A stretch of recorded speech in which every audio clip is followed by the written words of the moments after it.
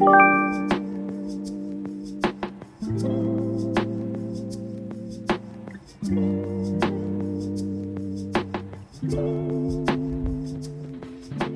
everyone, it's your girl Jenny and welcome to another reading vlog. I am so excited about the books I'm going to be reading in this video. I woke up to some incredible news this morning. Truly, it woke me right the fuck up. And that is all thanks to author Deathly Rose. She messaged me and sent me an arc of her novel, Tears of a Good Boy. Now, this is her first full-blown novel, and I'm so excited. If you don't know who she is, then you are missing out. She primarily writes extreme horror, and up to this point, she's written mainly novellas, and I eat them up, okay? If you are a seasoned extreme horror reader, I highly recommend you check her out. Now, if you are just dabbling into extreme horror, maybe start somewhere else, just because she is intense and her stories are brutal. Luckily for me, I love these books, but if you want to take a risk, go for it. She does have trigger warnings, so you can check out that list and see if it may or may not be for you. I advise that for any extreme horror or splatterpunk book, check your triggers, but do as I say, not as I do, because I don't even look at them, because I want to go in knowing as little as possible, which is why I don't often read the blurbs. I'm gonna put the actual cover of Tears of a Good Boy here just because it is so beautiful. I would love an art print of this somewhere in my room. I couldn't stop looking at it when she did the cover reveal, but this will be coming out September 13th and today is Thursday, August 28th, so I'm definitely going to be tackling this next. A couple days ago, Deathly Rose reached out to me and offered me an Audible code for The Good Uncle, which is an extreme horror novella. And I have not read this one yet. I've read all of her other books up to this point, but I haven't read this one. So luckily I get an audiobook version of it. And I started it this morning. What the fuck, man? When you go into her books, you know they're going to be fucked up. I did not expect it to go in this direction. My jaw dropped several times and I'm only like 40 minutes into the book. Maybe a little bit more than that, but oh my gosh. The twists and turns. I'm just in shock in a good way. I love when books do that to me, and it is a very short audiobook, so I should be able to finish that later today as well. So those are the two books that I am for sure going to be reading in this video, but I'm so excited for this one. Oh, you don't even know. You guys don't even know. 182 pages. Oh my gosh, I can finish it this weekend if I buckle in. Here is the dedication. Don't hate the player, hate the game. Why stand by misogynistic beliefs when it can easily be used against you? Part 1, Kevin. Look at these chapter markers. Those eyes.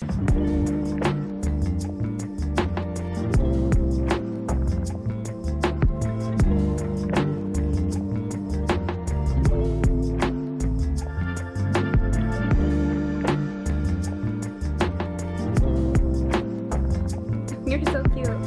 Thank you, honey. Sorry for the lighting, but I just finished the audiobook of The Good Uncle by Deathly Rose. I'm in shock. That epilogue, talk about intense. I feel like I was bashed in the head and thrown into a cement mixer, like those big ones, because what the fuck? The content in this, 100% extreme. I enjoyed it. Oh my gosh. As I mentioned earlier, you can stomach and also mentally read through those trigger warnings. Like, if those aren't going to trigger you, then I definitely recommend reading this. But oh my goodness, there are a ton of things that came up in this book that I did not expect. Like, it truly went there. So now I'm excited for her next book, but I'm probably not going to start it until tomorrow.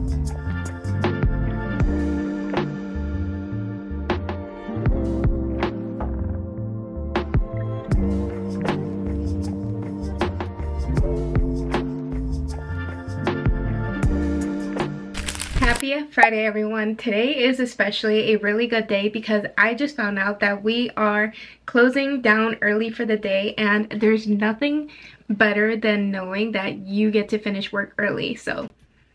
And today we are going to be starting Tears of a Good Boy by Deathly Rose, and I believe this only has like 182 pages, so we are going to try to read as much of it as we can today. And I realized I have book mail to show you guys. 2 are from my husband and 1 is from my friend Jessica, so let's go ahead and start with this one. This is Jessica, and we just recently celebrated her birthday this past weekend, and she is so lovely. 2 months ago or so, she went to a Pride festival and there was a ton of people selling things at the festival. She knows that I love reading and I love horror, so tell me why she came across a local horror author to Illinois who was selling books, and she bought me one. That is so sweet of her. The book is called Summerdale by David J. Collins. Sorry for the lighting change, but there is so much glare. The book she got me is Summerdale by David J. Collins, and this is a new to me author.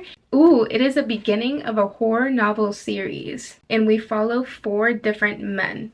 So this is gonna be interesting. The cover, if I could get it to focus, looks really cool. There's like this creepy house, and there's just like someone just standing there, and there's this eerie red glow. 4 gay men, 4 addictions, 1 landlord from hell.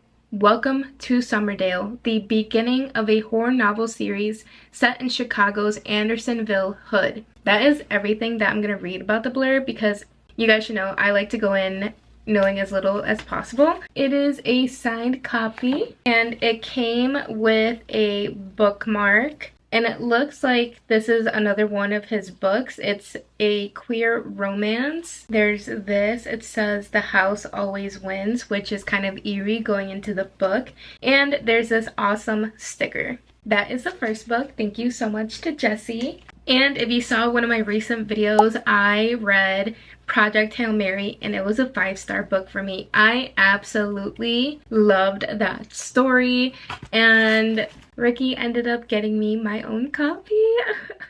I want to cry. I am so happy to have my own copy now, and I'm glad that I borrowed it from the library first because it was such an experience. Plus, I don't normally read sci-fi, so I didn't want to take a risk of buying a book I wasn't going to enjoy, possibly, but I was proven wrong, so maybe I do like sci-fi. I know growing up I did read a lot of different genres. Like, I didn't care as long as there was a book in my hand, so I guess I like sci-fi too. And thank you, Ricky, for this. Yay! We have Summer Never Ends 2, God's Mistake by Judith Sonnet. I recently read the first book in this series in one of my other vlogs, and Judith saw it and shared it. I was so happy. So, I mean, I have to read the next one, right? I liked the first one. I had fun with it, and so now I get to continue the series. So yeah, that is recent book mail. Anyway, time to read.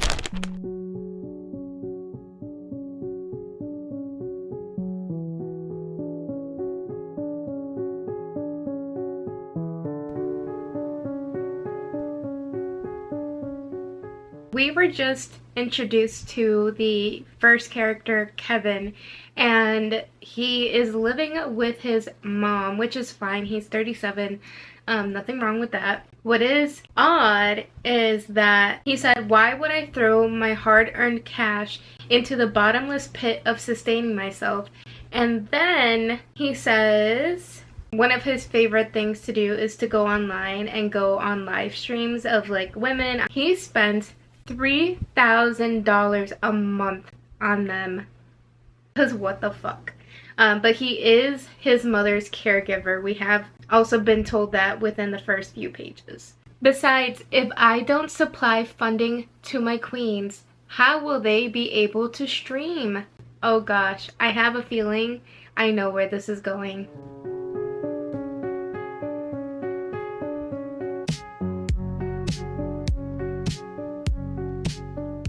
Okay, so at first I genuinely thought this was going to be like a sad, lonely man. He's a dick.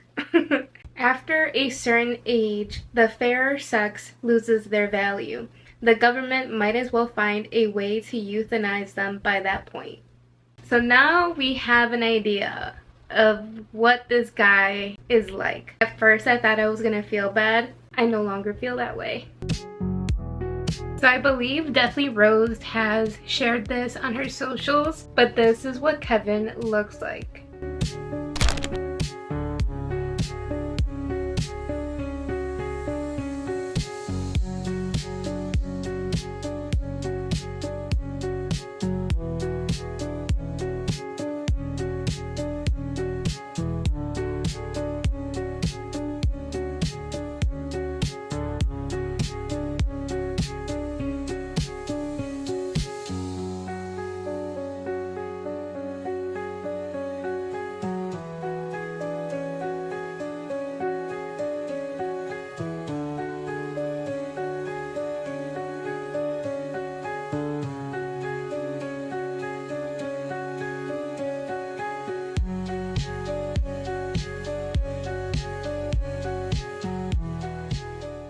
We went to Five Below and I came across this hoodie. It's just so comfortable.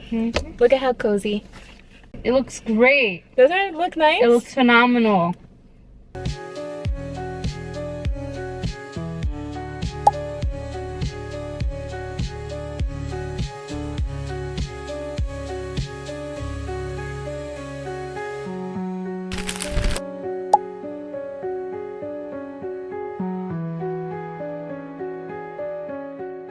We came to Half Price Books because they are having a Labor Day sale where everything is 20% off.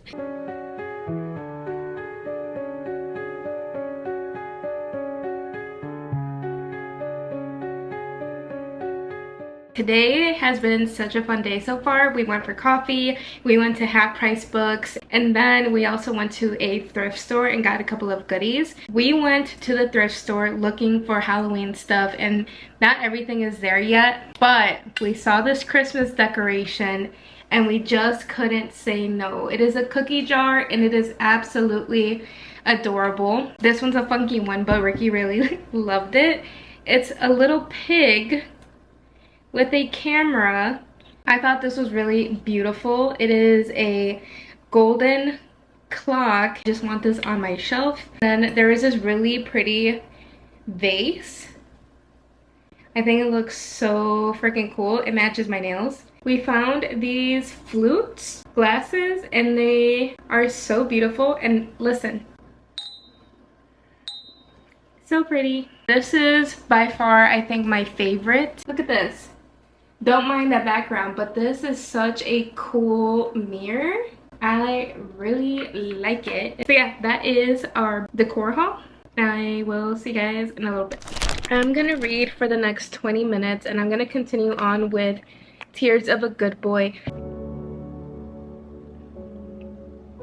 Oh my gosh, I guess I never gave you a reading update on Tears of a Good Boy.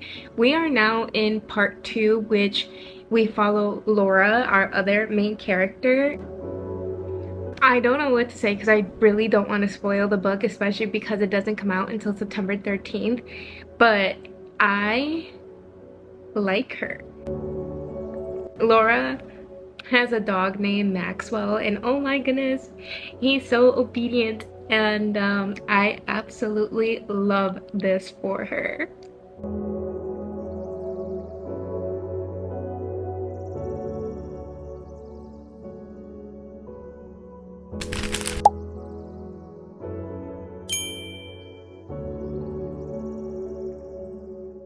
Happy Sunday, everyone. We are going to a family party this evening, and this morning was a nice calm morning, and I was able to finish Tears of a Good Boy by Deathly Rose. I highly recommend. If I remember correctly, it comes out September 13th, so definitely keep your eyes peeled for that because wow, the story within was incredible. I cannot deny how amazing Deathly Rose is as a writer. I definitely felt a lot of things in this book, and I just cannot wait for you guys to get a chance to read it as well. And at the end, I was part of her acknowledgement along with many other incredible people, and I just wanted to cry. She did reach out to me a couple of weeks ago and let me know if I was comfortable with that, which already in itself is amazing. But to see my name in her acknowledgments, I wanted to cry. Definitely emotional all around.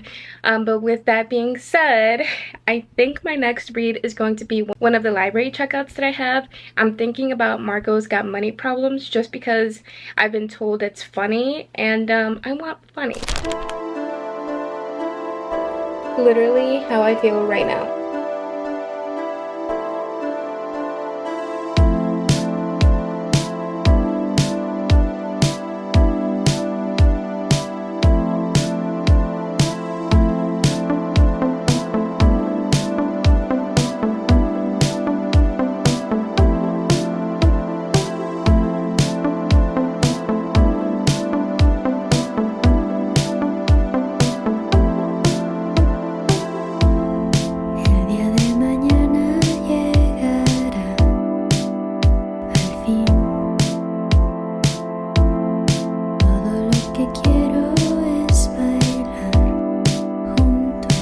Yesterday I started reading Margo's Got Money Problems, and I didn't read the blurb. I was just told that it was funny and that I might enjoy it. I did not expect this to be a story about motherhood. That took me by complete surprise, but in the best way possible, because I feel like I don't often read stories about motherhood, so this will be a nice change of pace. Now I do have to say, the person that got her pregnant was her English professor, and he is a piece of shit. Okay, I'm gonna share with you a quote that he said to her, and it's within the first 20 pages, so I don't think it's like a real spoiler, but it's going to tell you everything you need to know about this man. He's an English professor, and Margo, our main character, is in his English class, and he's married, has kids, and essentially has an affair with Margo. And at one point Margo asked if he's done this before, and he's like, no, not with a student. And then he says, I slept with my wife's sister on our wedding night. There are a few more times after we got home from our honeymoon, but after that we stopped. Like, that is the kind of man that he is. It is just so heartbreaking. And yeah, he wants no part of this baby's life. I just felt so bad because she doesn't have like the support system that one needs in order to raise a child. Like, after she gave birth, her mom couldn't be there when she was going home because her mom had to work. So it was just her and her baby. She was driving and she was struggling to go up to her apartment, and she was really nervous. She was gonna like drop the baby, and she mentioned how her stitches were like on fire because it was just, everything was so heavy, and like, you're not supposed to do all that after giving birth. So it was just really heartbreaking to see that she really doesn't have any kind of support system, and she's a young mom. She's just 20 and now has to figure out how to obviously take care of herself, but now she has to take care of a baby.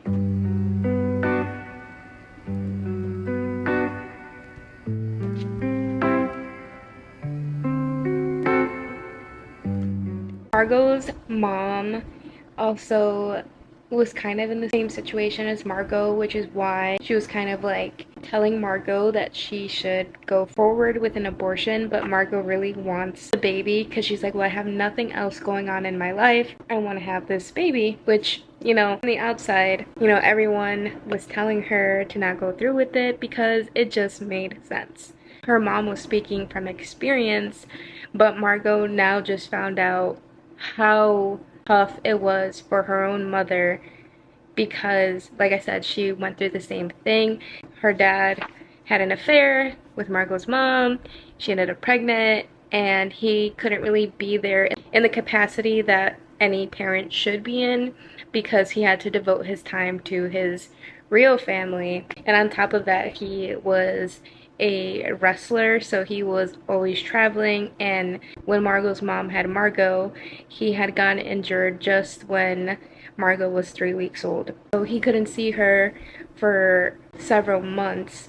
And it was just a tough time for everybody. And Margo was like, she'd known her mother loved her, but she hadn't understood how expensive that love was, how much a mother paid for it. I'm feeling so many things. And right now I'm just like sad for her. Obviously this is a decision she made for herself to keep the baby, so she put herself in this situation, but at the same time it's like you wouldn't ever want someone to feel this way, especially after just having a baby and feeling so alone. Like that postpartum, I can't even imagine how intense that feeling would be, especially with no type of support. That is where I'm at now. I am on page 32. I feel so bad for Margo because she cannot catch a break. Unfortunately, her baby is like a Velcro baby, and he cries anytime someone else tries to hold him or take care of him, which is making it very difficult for her to find a babysitter. Without a babysitter or a nanny, she can't work. And on top of that, she works as a bartender, so she works nights, and there's no real daycare for night people, you know what I mean? So she's struggling with that, and she kind of like told her manager, like, you know, it's so hard finding a babysitter with such short notice. And her manager was like, you had 9 months to line something up, which, I mean, she's not wrong. It just sucks because reality is really setting in. Like, she thought if she had this baby, people would take pity on her and come around and help her, but no one was going to change their minds, because from the moment she told them that they were pregnant, they were like, do not depend on me, do not rely on me, I will not be around to help. If you make this decision to keep the baby, then you are solely responsible for taking care of your baby, especially because you are choosing to be a single mom who is financially not in a good place and stuff like that. So I think she really thought people would come around and help her. She's realizing that's not the case. Like, people are standing on business, and she's now kind of dug herself into a deeper hole, and it's just so heartbreaking to see. And in my head, I'm like, when does this get funny?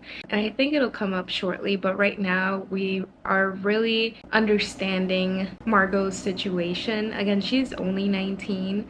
So obviously some of the decisions that she has made, it does come from that place of being young and naive and hopeful. Very interesting, very sad. Anyway, let's keep reading. We are going to leave to go to the movies in about 30 minutes. We're gonna go watch Caught Stealing with Austin Butler and Bad Bunny. This is exactly what I said. She'd thought somehow that keeping the baby would make people regard her with more kindness, but women frowned at her and Bodhi in the grocery store. It's kind of what I was alluding to earlier.